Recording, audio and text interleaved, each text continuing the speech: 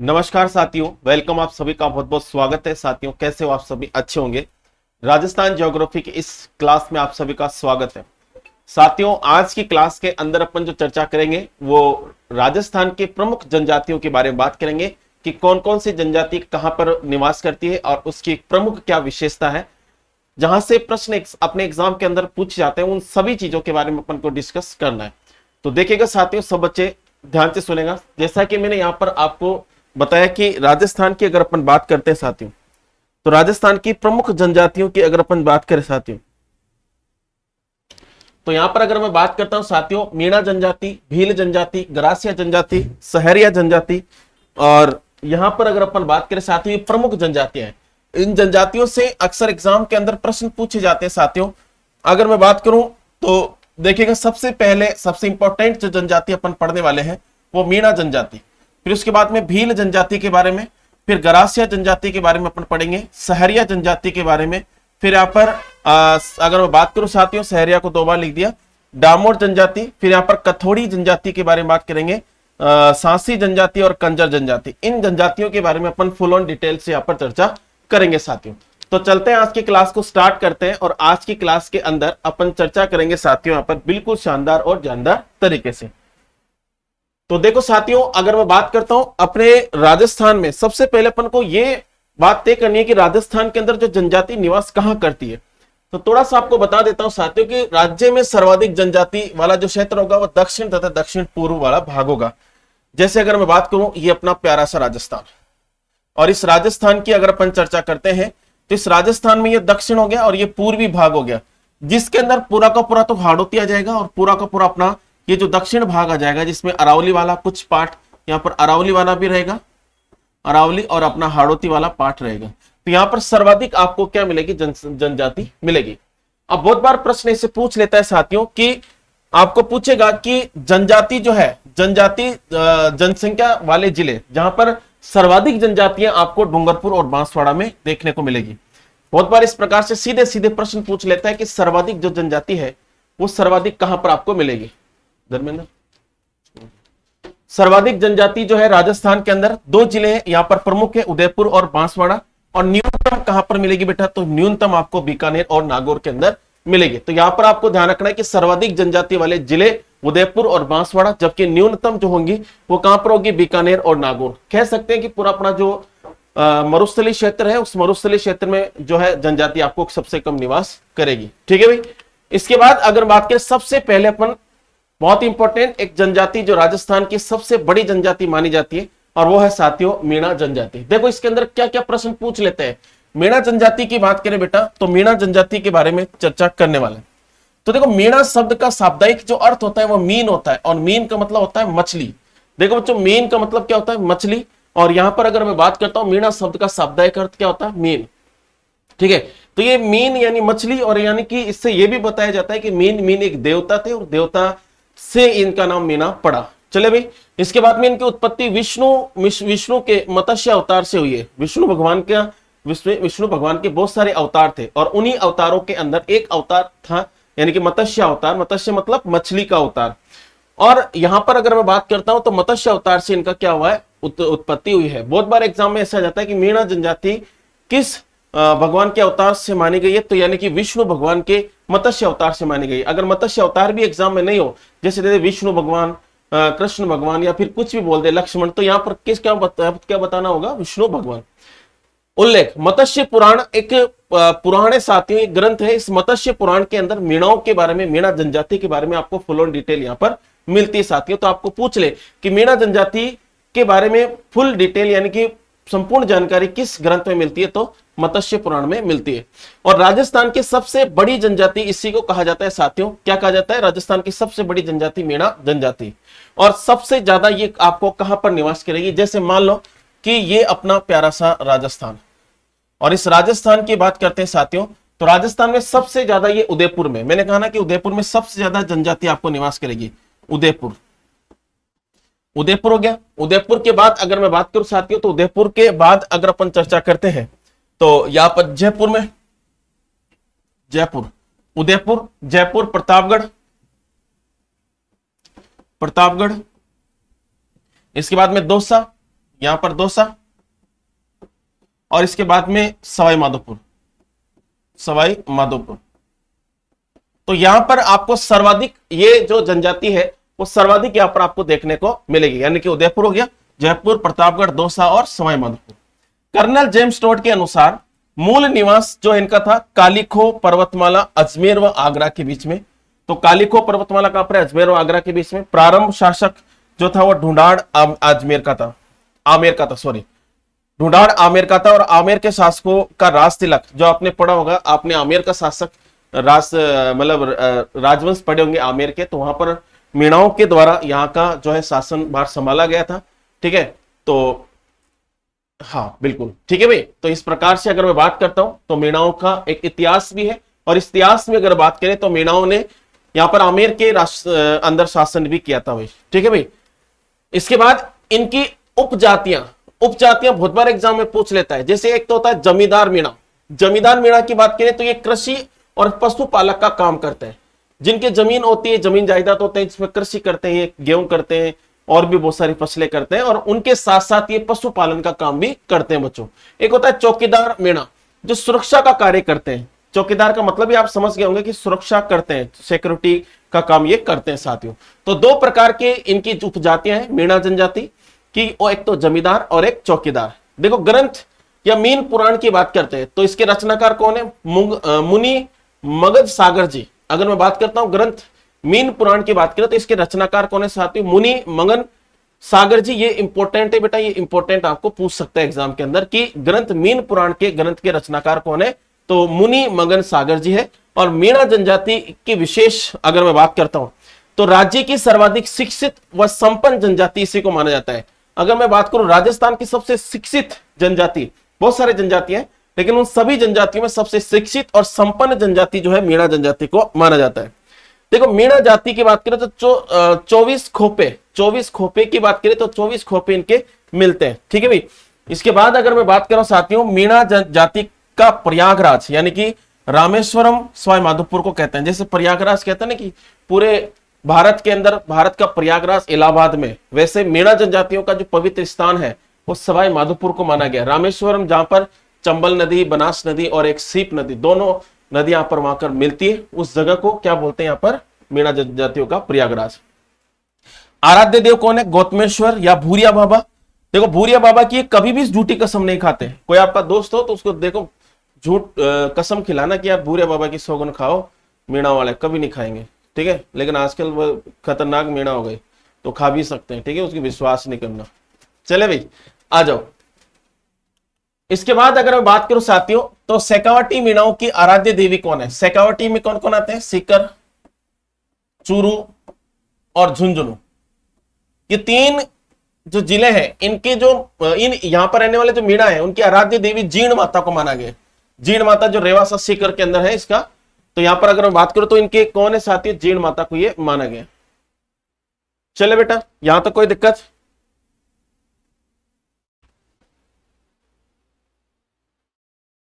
जीण माता को माना गया। चलो भाई इसके बाद अगर मैं बात करता हूं साथियों मीणा जनजाति के देवता बुज देवता है। मीणा जनजाति के देवता कौन है? बुज देवता। और मीणा जनजाति, देखो बच्चों मीणा जनजाति के बारे में ध्यान से सुनना। मीणा जनजाति की पंचायत का मुखिया पटेल होता है। जैसे होता है ना सभी के अंदर एक मुख्य आदमी होता है अपने गांव में, अपने देखो वो उसको क्या बोलते हैं? पटेल बोलते हैं। सबसे बड़ी पंचायत कौन सी? 84। यानी कि मीणा जनजाति की सबसे बड़ी पंचायत 84 है। और अनाज संग्रह है तो बनाई गई कोठियों को ओबरी बोलते हैं। कि मीणा जनजातियों में जो अनाज रखते हैं ना, अनाज जिनको अपन गोदाम बोल सकते हैं या फिर ठीक है, तो उनको क्या बोलते हैं? ये ओबरी बोलते हैं। और लड़के के जन्म पर थाली बजाई जाती है। जब लड़का जन्म ले लेता है तो थाली बजाते हैं। ठीक है भाई। और लड़की के जन्म पर सूप बजाई जाती है। सूप होती है जो बजाने की एक लंबी आकार में होती है। जैसे आपने देखा होगा ना, जैसे जानवर होते हैं, जैसे कोई बैल होता है उसके जो सींग होते हैं उससे सूप बनाई जाती है और उसको बजाया जाता है इस तरीके से। उसके अंदर एक वाद्य यंत्र है। ठीक है, तो उसके वाद्य यंत्र बनाया, सूप बजाई जाती है। ठीक है भाई। तो इनके मुखिया क्या बोलेंगे? पटेल। सबसे बड़ी पंचायत 84।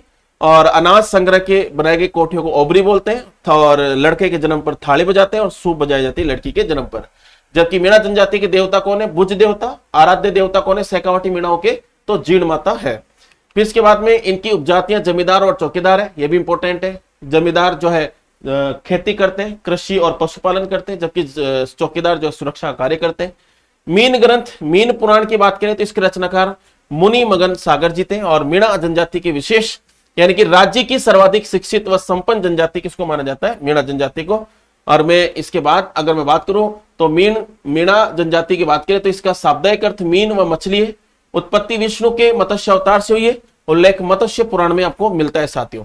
राजस्थान की सबसे बड़ी जनजाति इसको माना गया है। तो ये जो अपन ने देखा साथियों, एक प्रश्न भी आपका यहां से छूटेगा नहीं। आप बिल्कुल शानदार तरीके से इसको बनाएगा और बहुत अच्छे से इसको पढ़ेगा भी। ठीक है भाई, इसकी पीडीएफ भी आपको डल जाएगी। देखो भाई, एक होता है छेड़ा फाड़ना, विवाह विच्छेदन का तरीका होता है। जैसे मान लो कि आपका ब्याह हो गया, मेरा जनजाति में क्या होता है, जैसे ब्याह हो गया, पहली बार ब्याह हुआ, अब लड़के और लड़की में दोनों में अगर अनबन हो जाए तो उनके बीच में क्या हो जाता है? तलाक। आज तो अपन तलाक कहते हैं, लेकिन मीणा जनजाति में वो जो तलाक होता है, फिर उन दोनों के बीच में उसके संबंध को हटा दिया जाता है, तो उसको छेड़ा फाड़ना कहते हैं। ठीक है भाई, तो छेड़ा फाड़ना हो। पुरुष अपने गमछे का एक भाग फाड़कर दे देता है। भाई एक पुरुष जो है अपने गमछे का एक भाग फाड़ के देता है, बोलता है कि छेड़ा फाड़ हो गया, आज से तेरा और मेरा कोई लेना देना नहीं है साथियों। ठीक है भाई, इसके बाद झगड़ा राशि। देखो झगड़ा राशि क्या होता है कि जैसे मान लो कि झगड़ा राशि में क्या होता है साथी, जैसे मान लो कि किसी के तलाक हो गया, जैसे मान लो कि किसी के तलाक हो गया, अब तलाक होने के बाद जो लड़की है वो कहीं ना कहीं दूसरे हस्बैंड के पास जाएगी, मतलब दूसरे व्यक्ति उसको लेकर जाएंगे, तो दूसरा जो दूल्हा उसको लेकर जाएगा वो उसको झगड़ा देता है, पैसा देता है। ठीक है, और वो उनकी बोली लगती है, जैसे 10,000, 20,000, 50,000, 1 लाख, 2 लाख, और फिर वो जितने में राजी होगा तो उसमें उतने पैसे में वो लेकर जाता है। तो यहाँ पर झगड़ा राशि क्या होता है? महिला के नए पति द्वारा पूर्व पति को दी जाने वाली राशि। तो महिला का जो नया पति है वो उसको पुराने पति को क्या देता है? पैसा देता है, उसको झगड़ा राशि कहते हैं।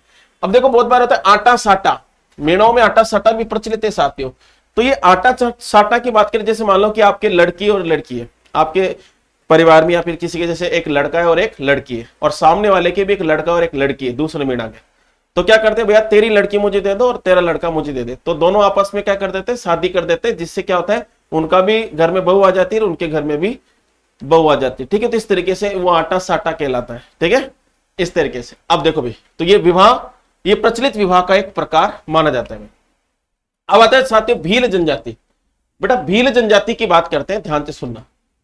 भील शब्द का शाब्दिक अर्थ तीर कमान, यानी कि भील शब्द का शाब्दिक अर्थ क्या होता है? तीर कमान, तीर चलाना। ठीक है, उत्पत्ति कर्नल जेम्स टोड की बात करें साथियों, तो इन्होंने एक संज्ञा दी, इनको वन पुत्र की संज्ञा दी, क्योंकि वनों में रहते हैं, जंगल में रहते हैं, और उन्होंने कहा कि भैया यही सबसे बड़े वन पुत्र है। ठीक है, तो इनको क्या कहा? वन पुत्र की संज्ञा दी।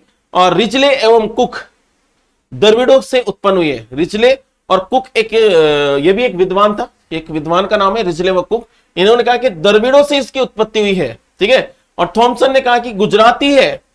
थॉमसन ने क्या कहा कि गुजराती है। अब गुजराती है तभी तो अपने दक्षिण राजस्थान के अंदर ही है। जैसे सबसे ज्यादा भील आपको उदयपुर में मिलेंगे भैया। ठीक है, अब आ जाओ पुस्तक भीली व्याकरण।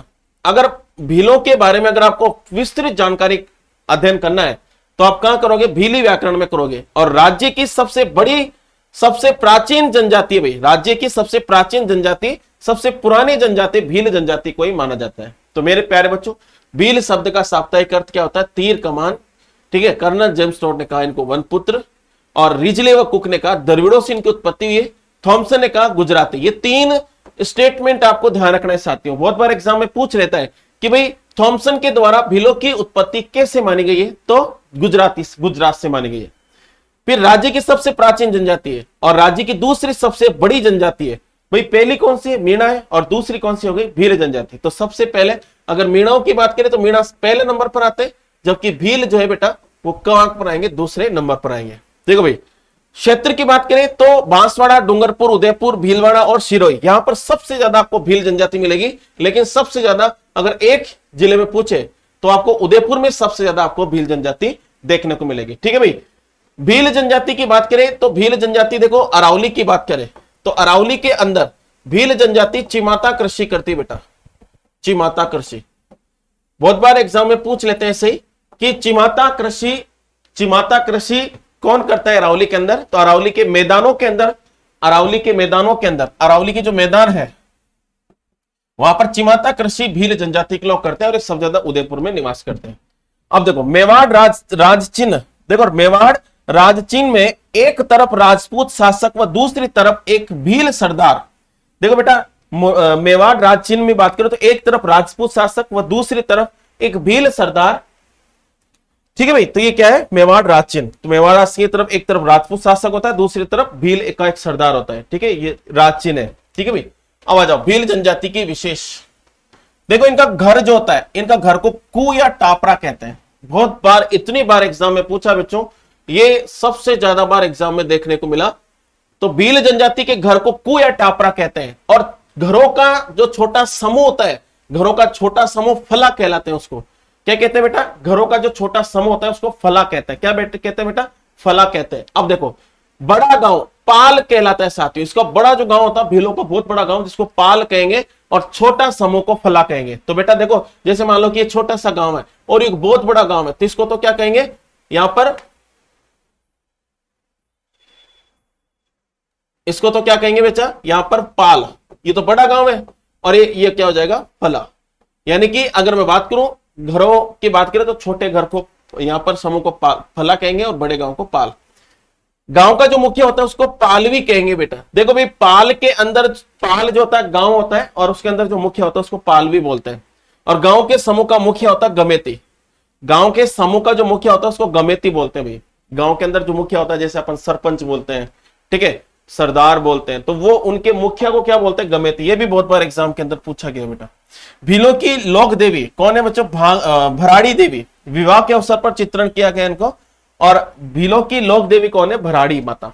और भराड़ी माता की बात करते हैं तो भीलों की लोक देवी है। देखो कुल देवता टोटम जी, इनके कुल देवता कौन है बेटा? टोटम जी। और रणघोष की बात करें तो फायरे फायरे।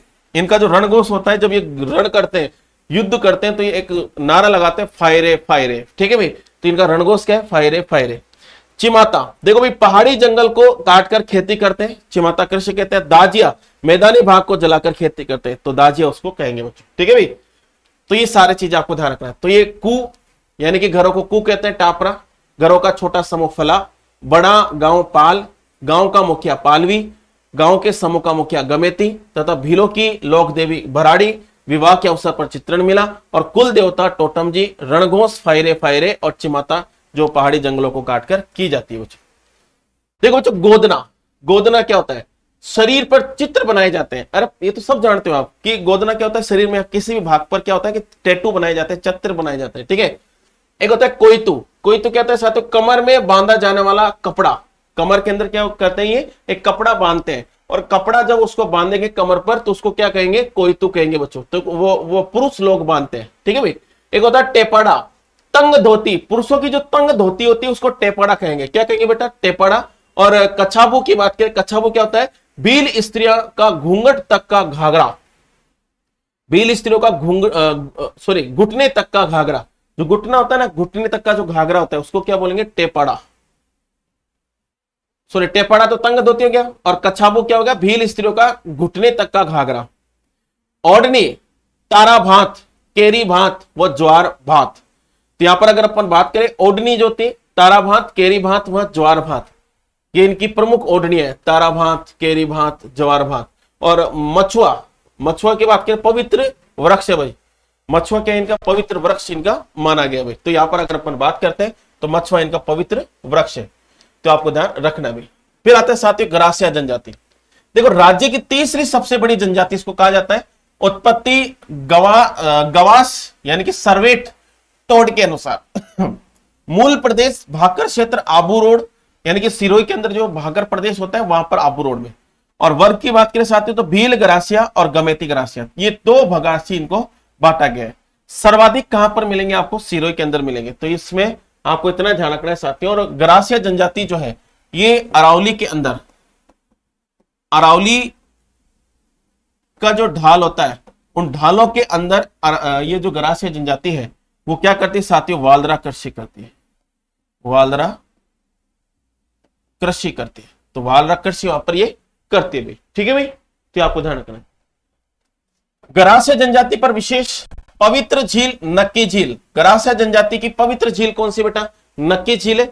जबकि पंचायत का मुखिया जो होता है वो सहलोद कहलाता है। कहलो क्या कहलाएगा? सहलोद कहलाएगा। यानी कि गरासिया जनजाति की बात करें तो गरासिया जनजाति का जो मुखिया होता है, पंचायत का मुखिया, वो सहेलोत कहलाता है। जबकि मृत्यु भोज मेक या कांधिया क्या होता है बच्चों? मृत्यु भोज। मृत्यु भोज जब कोई मर जाता है तो उसके ऊपर जो भोज किया जाता है, भोजन किया जाता है, उसको मृत्यु भोज बोलते हैं और वो मेक या कांधिया कहते हैं उसको। ठीक है भाई। व्यक्ति की मृत्यु पर बने स्मारक हुरे कहलाते हैं। जो कोई मृत्यु हो जाती है किसी व्यक्ति की, कोई विशेष व्यक्ति होता है, तो उस व्यक्ति के मृत्यु के ऊपर जैसे अपन कहते हैं कि भाई समाधि बना दी, तो ये समाधि नहीं बोलते, उसको क्या बोलते हैं साथियों? हुरे बोलते हैं। ठीक है भाई। सहकारी संस्था हेलरू कहलाती है। अब देखो गरासिया जनजाति से संबंधित जितनी भी सरकारी संस्थाएं उनको हेलरू कहते हैं। और सामूहिक कृषि की बात करें तो हारी व बावरी कहते हैं। क्या कहते हैं बेटा? हारी और बावरी। दापा क्या है बच्चों? वधु तुल्य, वधु मूल्य। वधु मूल्य दापा क्या है? वधु मूल्य। और सबसे बड़ा मेला क्या है? सियावा का गोर मेला सिरोही के अंदर लगता है, और मन खोरों का मेला। ठीक है। तो ये सबसे बड़े इनके मेले हैं। और भाकर बाबूजी का मेला यानी कि गरासिया का आदिम पुरुष कहलाता है। भाकर बाबूजी का जो मेला है गरासियों का आदिम पुरुष कहलाता है। तो इस तरीके से ये इनकी विशेष बातें हैं जो आपको ध्यान रखनी बच्चों। यहां तक कोई दिक्कत, किसी को कोई प्रकार की प्रॉब्लम नहीं होगी। नेक्स्ट चलते साथियों, प्रचलित विवाह। गरासिया जनजाति में प्रचलित विवाह प्रेम विवाह। अगर मैं बात करूं प्रेम विवाह की बात करें तो कौन कौन से प्रेम विवाह? जैसे गोरबंदिया विवाह, यह भी एक प्रेम विवाह है। मेलेबो विवाह, यह भी प्रेम विवाह है। खेवना विवाह, यह भी प्रेम विवाह है। ताड़ना, यह भी प्रेम विवाह है। और पहरावना जो है यह भी एक प्रेम विवाह। ये सारे के सारे प्रेम विवाह है। ठीक है भाई। Love marriage. ठीक है भाई। तो ये सारे के सारे क्या है? लव मैरिज है। समझ में आया? तो गरासिया जनजाति भी क्या करती है? लव मैरिज करती है। समझ में आया? हाँ, आ जाओ। इसके बाद आता है सहरिया जनजाति। देखो सहरिया फारसी भाषा के शब्द सहर से बना है बच्चों, जिसका अर्थ होता है जंगल। और जंगल में रहने वाले जो आदिवासी लोग हैं उनको क्या कहेंगे? सहरिया जनजाति। तो देखो बच्चों, सहरिया फारसी भाषा के शब्द शहर से बना है। और सर्वाधिक 12 किशनगढ़ शाहबाज में सर्वाधिक आपको 12 मिलेंगे। कुल देवी कोड़िया माता। कुल देवी कौन सी बेटा? कोड़िया माता। और प्रिय लोक देवता कौन है? तेजाजी महाराज। तो इनके प्रिय लोक देवता कौन है? तेजाजी महाराज को प्रिय लोक देवता ये मानते हैं। ठीक है भाई। तो सहरिया जनजाति का प्रिय लोक देवता कौन है? तेजाजी महाराज। कुल देवी कोड़िया माता। और सर्वाधिक आपको 12 में मिलेंगे। और फारसी भाषा के शब्द शहर से ये बना है। सहरिया जनजाति पर विशेष अगर अपन देखें बच्चों, देखो ध्यान से सुनना। कुंभ सीताबाड़ी का मेला, जो सीताबाड़ी का मेला लगता है साथियों 12 के अंदर, वो उसको कहते हैं सहरिया जनजाति का कुंभ कहते हैं बच्चों। बहुत ज्यादा यहाँ पर सहरिया जनजाति के लोग इकट्ठे हो जाते हैं तो उसको कुंभ कहते हैं। देखो आदि गुरु यानी कि वाल्मीकि को कहते हैं। सहरिया जनजाति के आदि गुरु किसको कहेंगे? वाल्मीकि जी को। और बस्ती को कहेंगे सहराना। सहरिया जनजाति की जो बस्ती होती है उसको सहराना बोलते हैं, जबकि गांव को सहरोल बोलते हैं। क्या बोलते हैं इस गांव को? सहरोल बोलते हैं। और इनका मुखिया क्या कहलाता है? कोतवाल। और पंचायत के 3 स्तर होते हैं। एक तो पंचताई, एक होता है एकादशिया, या फिर एक होता है चौरासिया। तो पंचताई में 5 गांव होते हैं। 5 गांवों के ऊपर कोई पंचायत होती है तो उसको पंचताई बोलेंगे। और एकादशिया यानी कि 11 गांवों के ऊपर कोई पंचायत होगी तो एकादशिया कहेगी। और उसको अगर 84 गांवों के ऊपर होगी तो उसको चौरासिया कहेंगे बच्चों। तो चौरासिया पंचायत 3 तरह की, 5, 11 और 84। 5, 11 और 84। 5 पर रहेगी उसको क्या कहेंगे? पंचताई। और अगर मैं बात करूं 11 पर रहेगी तो एकादशिया। और अगर 84 पर रहेगी तो चौरासिया। तो यहां पर इस तरीके से पंचायत के 3 स्तर यहां पर बताए गए साथियों। फिर होती साथियों अंगरखी। अंगरखी को सलूका कहते हैं। अंगरखी मतलब जो पहनते हैं ना ये नीचे, जैसे धोती होती है, वो अंगरखी होती है बच्चों। ठीक है। तो यहां पर उसको सलूका बोलते हैं। साफा को क्या बोलेंगे? खपटा। साफा को क्या बोलेंगे? खपटा। और धोती को क्या बोलेंगे साथियों? पंखा। धोती को क्या बोलेंगे? पंखा। देखो भाई, हताई बंगला। हताई बंगला क्या होता है? ध्यान से सुनना। छतरी नुमा गोल चकोर झोपड़ी, जिनकी झोपड़ियां होती है बिल्कुल गोल चकोर झोपड़ियां होती है। तो ये हताई बंगला की बात करें तो छतरी नुमा जो गोल चकोर जो झोपड़ी होती है वो क्या कहेंगे? हताई बंगला। देखो महिलाएं गोदना गुदवाने का शौक रखती है साथियों। जो महिलाओं के एक शौक होता है इनमें कि ये हाथों पर कहीं पर भी गुदवाते हैं, जैसे कोई टैटू बनवा लिया, कुछ भी। ठीक है। नाम लिखवा लिया, जैसे मान लो कि ये से आपने देखा होगा ना अपने आसपास में पुराने, तो जैसे बोलते हैं कि भाई किशन लाल की वाइफ ऐसे लिखवाते हैं, कोई मदन लाल की वाइफ लिखवाते हैं। तो ऐसा पहले शौक हुआ करता था। ठीक है। आज नहीं करते। आज ऐसे आज बिच्छू बनवाते हैं, क्या बनवाते हैं, ऐसी चीजें बनवाते हैं। ठीक है। आज फैशन नहीं है। दहेज प्रथा जो है प्रचलित नहीं था उस समय, नहीं है। ठीक है भाई, तो यहां पर आपको ये ध्यान रखना है मुझे। अब चलते साथ डामोर जनजाति। डामोर जनजाति की अगर अपन चर्चा करते हैं तो मूल रूप से गुजरात की जनजाति बेटा डामोर जनजाति। ये बहुत बार एग्जाम में पूछ लेता है कि मूल रूप से कहां के, तो ये भी थोड़ा सा इंपॉर्टेंट बन जाता है। सर्वाधिक कहां पर? डूंगरपुर। देखो ड फॉर डामोर, ड फॉर डूंगरपुर। और डूंगरपुर की बात करो तो सिमलावाड़ा पंचायत समिति, वहां पर सब ज्यादा मिलेंगे। और गांव की छोटी इकाई को फला कहते हैं। गांव की छोटी इकाई को क्या कहेंगे? फला। और मुखिया क्या होता है? मुखी। मुखिया को क्या बोलेंगे बेटा? मुखी। मेला, ये इंपॉर्टेंट है बेटा। ये जितने भी सहरिया जनजाति या फिर जनजातियों से संबंधित जितने भी मेले हैं वो सब इंपॉर्टेंट है साथियों। जैसे 11 रेवाड़ी मेला जो है डूंगरपुर में बढ़ता है। 11 रेवाड़ी मेला कहां बनेगा? डूंगरपुर में। देखा छेला बावड़ी मेला कहां बनेगा? पंचमहल गुजरात के अंदर। जैसे पुरुष भी महिलाओं की तरह गहना पहनते हैं। इनके जो पुरुष होते हैं सहरिया जनजाति के, तो वो भी क्या पहनते हैं? गहना पहनते हैं। ठीक है, अब अपने पास तो गहने नहीं है, कहां पहने? ये लोग क्या करते हैं, इनके खर्चे तो कम होते हैं तो ये गहने वगैरह सब बनाते हैं। इनके शौक खतरनाक होते हैं। ठीक है, होते हैं जनजाति में लेकिन खतरनाक शौक होते हैं साथ। ठीक है, तो ये क्या पहनते हैं? गहने पहनते हैं, आदमी भी। समझे? अजो अब आते हैं साथियों कथोड़ी जनजाति। और कथोड़ी जनजाति की बात करें साथियों तो मूलतः महाराष्ट्र की साथियों कथोड़ी जनजाति। कहां की? महाराष्ट्र की कथोड़ी जनजाति। और सर्वाधिक उदयपुर में पाई जाती है कथोड़ी जनजाति। झाड़ोल, कोटड़ा, सरावाड़ा। और खेर वृक्ष से कत्था एकत्रित किया जाता है। खेर वृक्ष से क्या किया जाता है? कत्था एकत्रित किया जाता है। इनका मुखिया कहलाता है वो जो नायक। कथोड़ी जनजाति का मुखिया क्या कहलाता है? नायक। और खेर वृक्ष से कत्था एकत्रित किया जाता है सर्वाधिक उदयपुर में। देखो एक आता है साथियों फड़का, स्त्रियों द्वारा मराठी अंदाज में पहने जाने वाली साड़ी।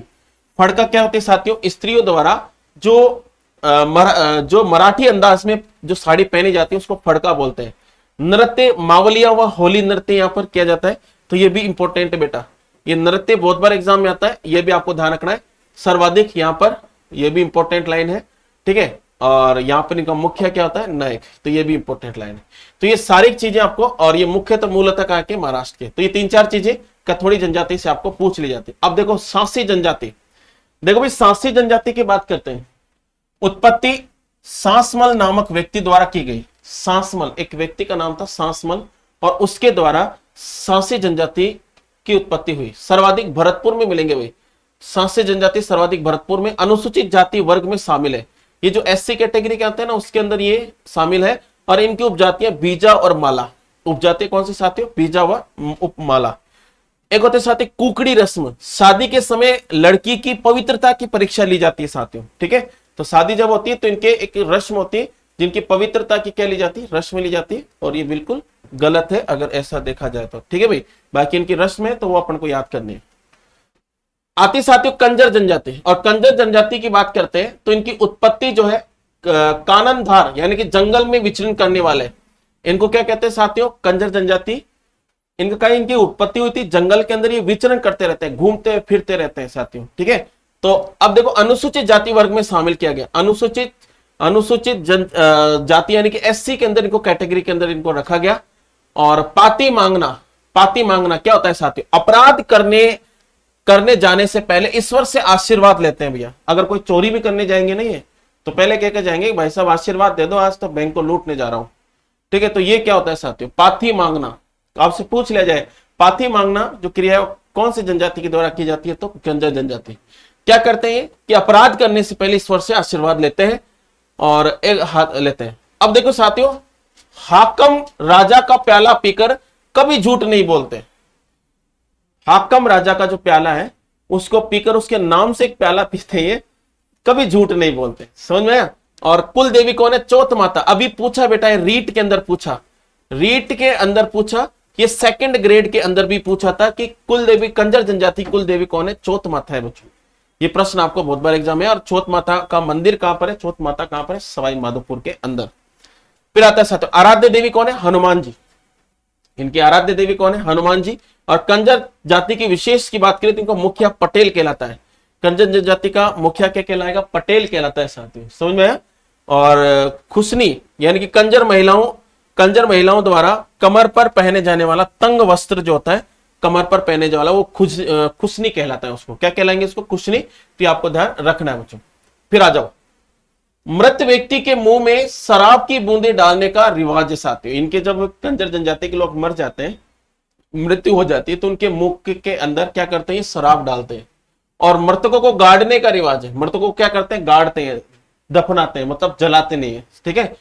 नर्तकों ने चक्री नृत्य, इंपॉर्टेंट है भैया। नोट, राजस्थान जनजाति क्षेत्रीय विकास सहकारी संघ जो 1976 में उदयपुर में बनाया गया। ये बहुत बार ये नोट मैंने जो लिखा है ना बेटा, ये नोट आपको बिल्कुल इंपॉर्टेंट है और ये इंपॉर्टेंट आपको मानना है, एग्जाम में पूछे जा सकते हैं। तो राजस्थान जनजाति क्षेत्रीय विकास सहकारी संघ जो है 1976 में उदयपुर में बनाएंगे। जबकि लोकाई यानी कि कांदिया आदिवासियों में मृत्यु पर दिए जाने वाला एक भोज होता है, लोकाई कांदिया। मेरे को अच्छा, नातारा प्रथा, आदिवासियों में विधवा स्त्री का पुनर्विवाह किया जाता है, उसको नाथारा प्रथा कहते हैं। और हिंडा, हालमा और हाडा आदिवासियों में सामूहिक सहयोग से किया जाता है बच्चों। तो इस तरीके से ये सारे की सारी चीजें आपको ध्यान रखनी साथियों। और ये जो क्लास है साथियों, इसमें से 1 नंबर आपके बिल्कुल फिक्स है, पूछा जाता है जनजातियों से प्रश्न। तो बच्चों ये क्लास आपको ध्यान से पढ़नी है और चलते हैं नेक्स्ट क्लास में अपन नेक्स्ट चीजें के बारे में चर्चा करें। तब तक के लिए धन्यवाद। जय हिंद, जय भारत।